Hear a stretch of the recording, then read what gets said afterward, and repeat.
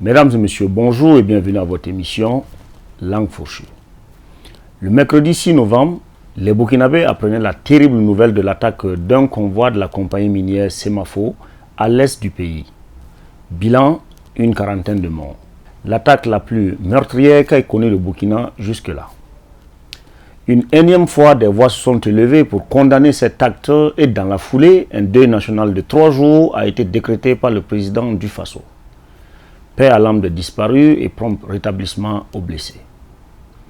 Dans le même discours présidentiel, on apprenait le recrutement de volontaires dans les zones concernées avec les diverses interprétations que chaque Burkinabé en fait, improvisé qu'il est en expert et stratège militaire devant une boutanche de bière. Cette même bière que tonton Simpson demandait à chaque Burkinabé justement de céder pour l'effort de guerre. C'est ça le Moutalan. Des réponses simplistes à des situations gravissimes. Les mères se suivent et se ressemblent, serais-je tenté de dire. À la suite du discours présidentiel, Don Armando, le tout jouissant maire de la capitale, embouchait la même trompette que son mentor et devancier au même hôtel de ville pour demander aux Burkinabés de lâcher un mois de salaire brut pour participer à l'effort de guerre. Déchaînement total sur la toile et dans les gargotes. Au-delà des tirs sur le maire de Ouagadougou, je voudrais ici parler de l'opportunité de cette simonissime sortie. Membre du parti au pouvoir, qui a du reste sorti un communiqué condamnant cette attaque, le maire avait-il besoin, après le président du Faso, de prendre la parole? Son propos aurait été bien entendu s'il était sorti avant le discours présidentiel ou même avant l'attaque, ou mieux encore si Don Armando avait été maire de l'opposition.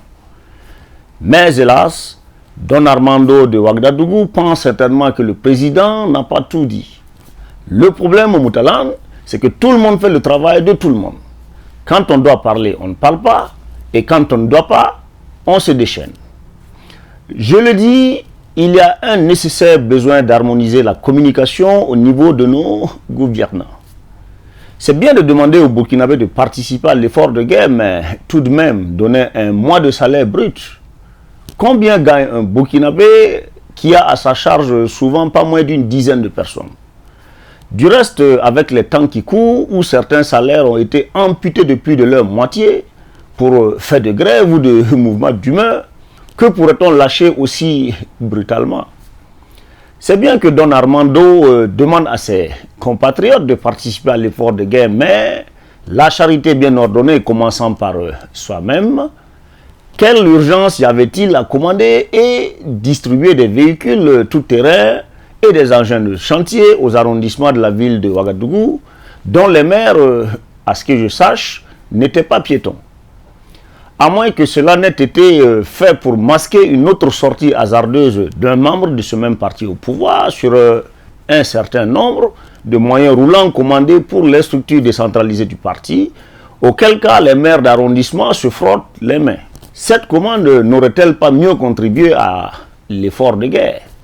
Bref, Don Armando aurait demandé, comme Jésus-Marie-Joseph dès sa prise de ponction, la réduction du train de vie de l'État, les quelques V8 énergivores et autres gros frais de fonctionnement de certaines institutions auraient bien largement contribué à cet effort de guerre.